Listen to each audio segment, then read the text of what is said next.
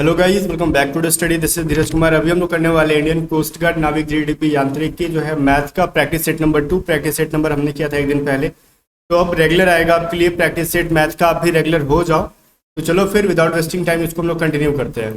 तो हम लोगों ने 10 तक कर लिया था, अभी 11 से करेंगे, ठीक है। और आप लोग जो है ना ज़्यादा एक्टिव नहीं हो तो मैं भी क्वेश्चन ज़्यादा करा नहीं रहा हूँ। अगर जिस दिन आप लोग ज़्यादा एक्टिव हो जाओगे, ठीक है, उस दिन से भर भर के क्वेश्चंस मैं कराना शुरू कर दूंगा। बट मैं कराते जाऊँ और आप एक्टिव ही ना रहो तो फिर फायदा क्या है, बहुत कम बच्चे एक्टिव है। चलो फर्स्ट क्वेश्चन है, किसी एक संख्या का 7/2 का 9/4 126 है, तो वो संख्या का 7/2वां भाग कौन सा होगा। ठीक है, देखो क्या क्या है ना कि मान लो कोई संख्या है, एक्स मान लो, ए मान लो, बी मान लो, कुछ भी मान लो उसको। एक संख्या मान लो ए ही है। ए का अगर हम 7/2 और इसका 9/4 करते हैं तो इसका वैल्यू 126 आता है।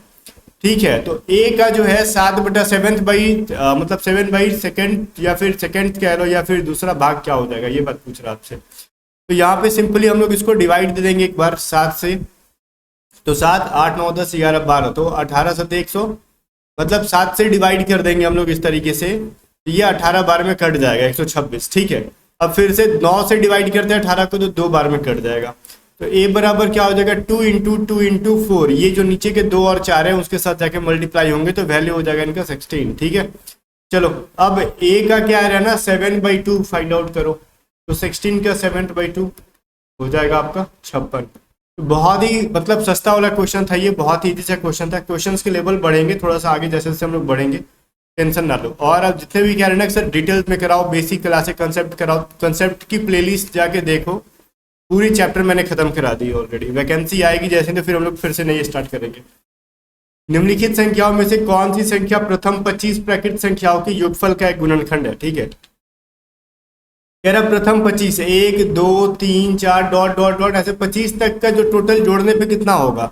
तो क्या पढ़े हो, n इंटू एन प्लस 1/2, यही पढ़े हो ना यहाँ पे। तो क्या हो जाएगा 25 इंटू 25 प्लस 1 एक 26/2, ये 13 हो जाएगा। 25 इंटू 13 को मल्टीप्लाई कर दो, तो क्या हो जाएगा 25 और 13 को मल्टीप्लाई कर दोगे तो 75 और 25 जोड़ दो, ये हो जाएगा 325। ठीक है, ठीक है, तो 325 को अपना गुणनखंड करो, बताओ इसमें से किससे वो डिवाइड लग जाएगा। तो कैसे करेंगे हम लोग, ऐसे करेंगे, फैक्टराइज करने आता है ना आपको। ये 5 से 6 7 8 9 10, ये 5 से डिवाइड कर दो इनको, तो हो जाएगा 6 और 5 बार में और ये 13 बार में। ठीक है, तो मतलब इसको हम लोग लिख सकते हैं 25 इंटू 13। तो देखो क्या रहा ना कि 1 से 25 तक के जो है संख्याओं के जोड़ने पर उनका एक गुणनखंड क्या होगा, तो उनका गुणनखंड 25 भी होगा और 13 भी होगा। ठीक है, तो वो ऑप्शन में देख लो किसको किसको दे रखा है, तो सिर्फ 13 दे रखा है। ठीक है, तो बाकी की फालतू चीज़ें डिलीट कर देते हैं ताकि यहाँ से मतलब इरेज कर देते हैं ताकि क्लियरली हमको समझ में आए कहना क्या चाहता है।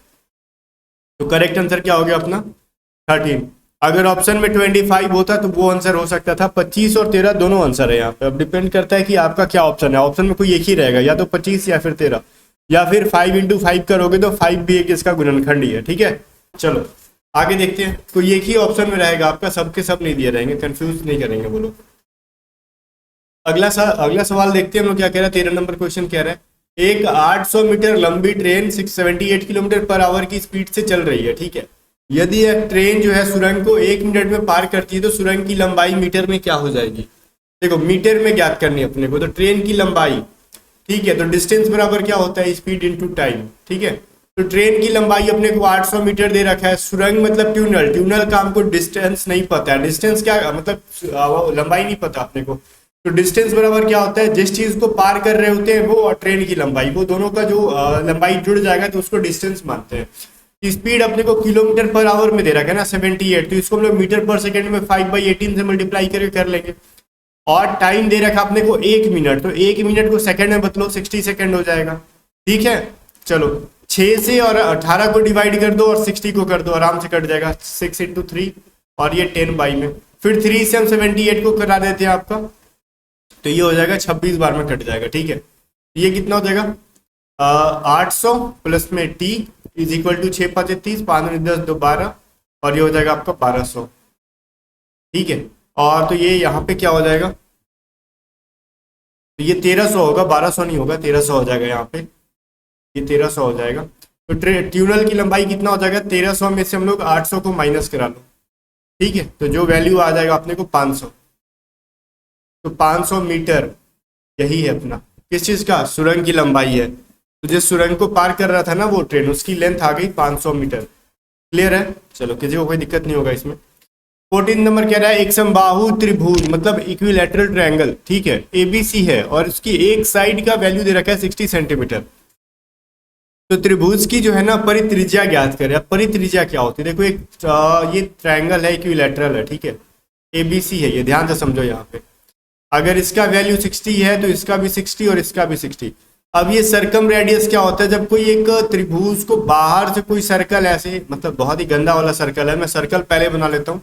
एक सर्कल के अंदर, मतलब सर्कल के अंदर अगर ट्रायंगल हो तो उस सर्कल को हम लोग क्या कहते हैं, उस सर्कल के रेडियस को क्या कहते हैं, सर्कम रेडियस, ठीक है। तो आपको ये रेडियस ज्ञात करना है, आर का वैल्यू, एबीसी ट्रायंगल है, ये 60 60 60 है, ठीक है। तो सर्कम रेडियस बराबर क्या होगा, जब भी त्रिभुज बाहर के साइड होता है तो हो जाता है ना आपका वो a/√3, यही होता है ना आपका a/√3। तो a मतलब साइड, ठीक है, a बराबर ट्रायंगल का जो साइड है वो, तो a का वैल्यू है 60/√3 इंटू √3/√3 करेंगे। क्यों करेंगे, बिकॉज जब भी बटा में नीचे √3 होता है तो उसके लिए हम लोग क्या परिमेयकरण करते हैं, रेशनलाइजेशन करते हैं हम लोग, ठीक है। तो ये हो जाएगा 60√3 डिवाइडेड बाई 3, ये 3 से डिवाइड कर दो 20√3 हो जाएगा आंसर, ठीक है। सेंटीमीटर में दे रखा ना अपने को, तो सेंटीमीटर लिख लो यहाँ पे। तो ऑप्शन नंबर सी के अंदर देख लो, ये चीजें दे रखी है ऑलरेडी। क्लियर है, आगे देखते हैं फिर। 15 नंबर क्वेश्चन कह रहा है ये एक रेशियो दे रखा है और टोटल वैल्यू अपने पास 782 रुपए है, 782 रुपीज है। अपने को इस रेशियो में पहले बांटो और बताओ फर्स्ट पार्ट, मतलब ये वाला पार्ट कितना रुपए में बटेगा। फर्स्ट ऑफ ऑल ये जो रेशियो है ना, ये हमको इसको एग्जैक्ट रेशियो में बदलेंगे। कैसे, मैंने रेशियो के चैप्टर में पढ़ाया था आपको, जब पहला वाला रेशियो निकालना होता है तो बाकी के दो का जो डिनोमिनेटर होता है, हर होता है, 4 3 को किसके साथ मल्टीप्लाई करोगे, 1 के साथ। तो क्या कहेंगे हम लोग, 1 × 3 × 4, पहला रेशियो निकल गया। दूसरे वाला निकालना है तो कैसे करेंगे, तो दूसरे वाले का नीचे का छोड़ दो, बाकी के जो दो नीचे वाले हैं 2 और 4 को ऊपर वाले के साथ मल्टीप्लाई कर दो, 2 × 2 × 4 कर दो। तीसरे वाले में अब क्या करेंगे, तीसरे के जस्ट नीचे वाले को भूल जाओ, बाकी के जो दो नीचे वाले हैं तीसरे के ऊपर वाले के साथ मल्टीप्लाई कर दो, 3 × 2 × 3 कर लो। ये 12 16 और ये 18, 2 से डिवाइड हो जाएंगे सबके सब, 6 8 9, ठीक है। तो पहला पूछ रहा है 6 का वैल्यू बताओ, तो कितना हो जाएगा, 6 12 18 19 20 21 और 1 22 23, 23 हो जाएगा ना तीनों को जोड़ने पे। तो 6/23 × 782। अब मैंने 23 क्यों किया, क्योंकि जब भी हम रेशियो में बांटते तो बाकी में देखो ऊपर में वो वैल्यू लिखेंगे जो पूछा जा रहा है, तो पहला वैल्यू 6 है और नीचे क्या लिखते हैं, तीनों को जोड़ के जो वैल्यू होता है वो लिखते हैं। तो ये कटा लो, कितने बार में कट रहा है इनसे, ठीक है। 23 से डिवाइड कर लो, जो वैल्यू आएगा उसको 6 से आप मल्टीप्लाई कर लो। तो ये 23 से डिवाइड कर दोगे तो 23 × 3, 3 3 9 3 2 6 7, ठीक है, आपका ये 34 बार में कट जाएगा। ये हो गया 6 6 24 4 3 12 6 3 18 2 20, ठीक है।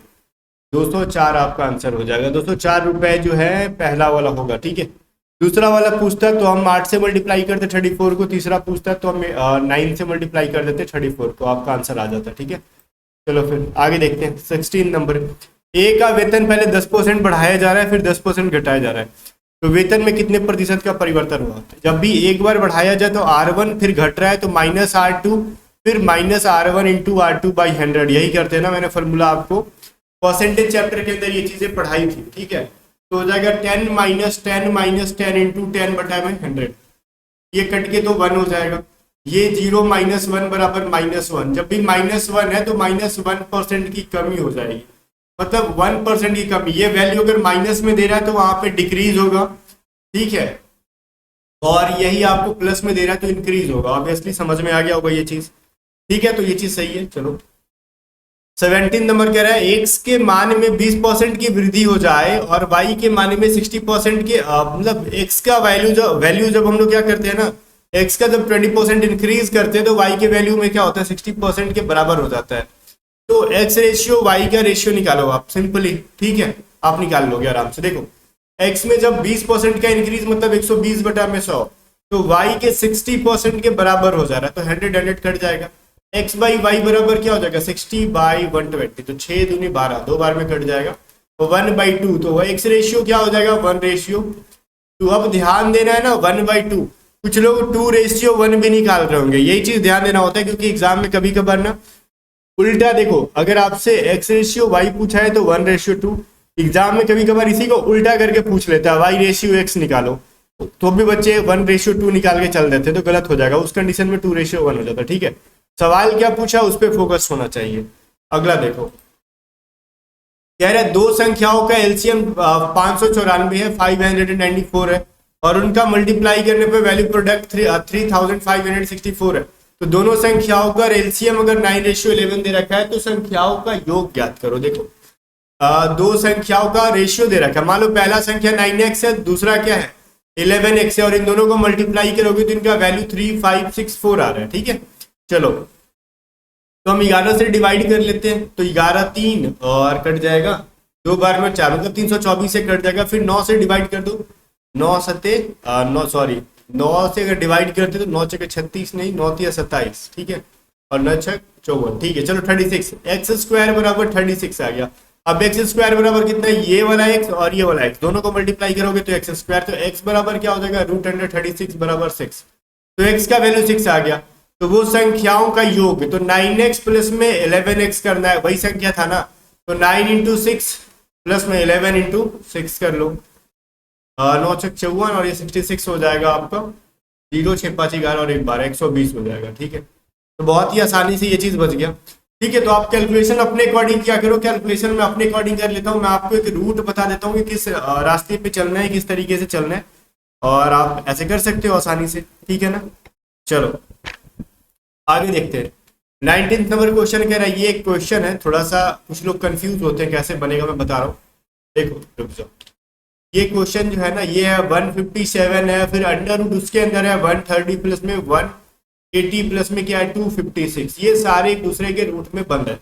फर्स्ट ऑफ ऑल हम लोग क्या करेंगे, 256 को रूट से बाहर निकालेंगे, तो ये क्या निकलेगा 16 का स्क्वायर होता है, तो 16 निकलेगा। तो क्या करोगे 157 में हम लोग 130 प्लस में क्या करोगे 180 में 16 को जोड़ दोगे, ये कितने हो जाएंगे भाई 196 हो जाएगा। तो 196 इसका वैल्यू क्या हो जाएगा, यहीं पे लिख लो 196। तो 196 किसका स्क्वायर होता है 14 का, तो 14 बाहर निकलेगा ना यहाँ से, तो 157 प्लस में 130 प्लस में 14 हो जाएगा, इसका वैल्यू क्या हो जाएगा 14 को जोड़ोगे तो 144 हो जाएगा, और ये 144 रूट से बाहर निकलेगा तो 12 हो जाएगा, इसलिए हम 157 में 12 को ऐड करेंगे तो वैल्यू क्या हो जाएगा √169। तो 169 को निकाल लो 13, तेरा आपका आंसर आ गया। तेरा ऑप्शन नंबर कहाँ पे बी के अंदर है, इजिली क्लियर हो गया होगा आपको। ठीक है, बी वाले में करेक्ट आंसर है। देखो एंड क्वेश्चन देखते हैं, क्या है ना कि 2714 को 5074 से क्या करते हैं ना हम लोग, जब ऐसे डिवाइड करते हैं तो सबसे मिनिमम वैल्यू क्या हो जाएगा, ये चीज अपने को बताना। ठीक है, चलो तो यहाँ पे एक बात है, ये 118 से डिवाइड करके देख लो आप। ठीक है, अब मैं बता रहा हूँ इसको आप 2 से डिवाइड करोगे। ठीक है, तो ये 118 से मतलब 118 से डिवाइड कर लो। ठीक है, तो ये मिल जाएगा। अब बताओ 118 से डिवाइड करने पे मिनिमम वैल्यू क्या मिलेगा, वीडियो को रोक के दिमाग लगाओ, तो सिंपली 118 से 23/43 मिल जाएगा। ठीक है, ये आपका सबसे मिनिमम वैल्यू होगा। और एग्जाम में कभी कभार ऐसा दे देता है तो बच्चे कंफ्यूज होते हैं, कैलकुलेशन करते करते टाइम वेस्ट हो जाता है। ठीक है, तो ये इतना इजी क्वेश्चन था नहीं, मतलब थोड़ा सा टाइम टेकिंग क्वेश्चन था, तो ऑनलाइन एग्जाम के लिए खतरनाक क्वेश्चन है ये। चलो गाइस, फिर से एक बार कमेंट करके बताओ कि आपने 10 में से कितने सवाल के सही आंसर दिए। ठीक है, और टेलीग्राम चैनल को आपने ज्वाइन नहीं किया तो कर लेना, A to Z स्टडी को सब्सक्राइब नहीं किया तो कर लो, वीडियो को लाइक करके शेयर कर देना।